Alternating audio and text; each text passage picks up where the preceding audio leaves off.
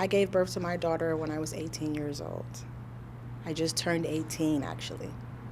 It was with my first partner. I didn't know very much about sex. I didn't get sexually active until 17. So I wasn't too educated on birth control, too educated on anything really at 17. But when I found out, I was kind of scared, but I didn't want to have an abortion. I was more scared to have an abortion. Yes, I knew about condoms, young and naive.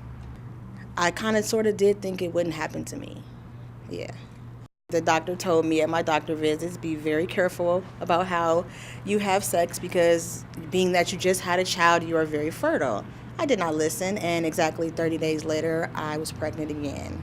I was very scared because I just had a baby. My daughter was only like, she wasn't even, she wasn't even a full 30 days when I found out, actually.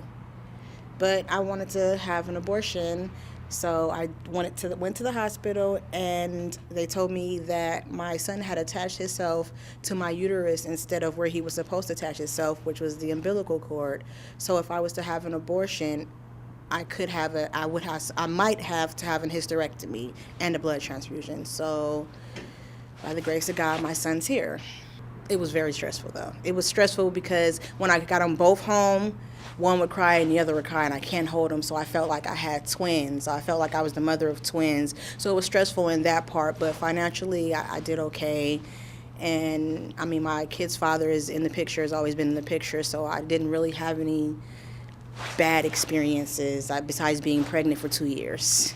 At 16, it's time for you to now become an adult. It's time for you to now think about putting money away for a college fund. It's not time to save money to go to a concert or save money to get some Jordans. It's save money for its college fund. It's save money because it costs $300 for your kid to do an activity this summer other than hanging around in the streets. Save money because now we need a house. We need a 3-bedroom. It's no more, prom, Jordans, concert, movies. It's goodbye. You get to do that once a month now, if you're lucky. What would I say to a young man wanting to have sex? Wrap it up. I mean, if you're 16 or 17, you are a kid. What do you need a kid for? You still have your mother buying your shoes. How can you buy someone else's shoes?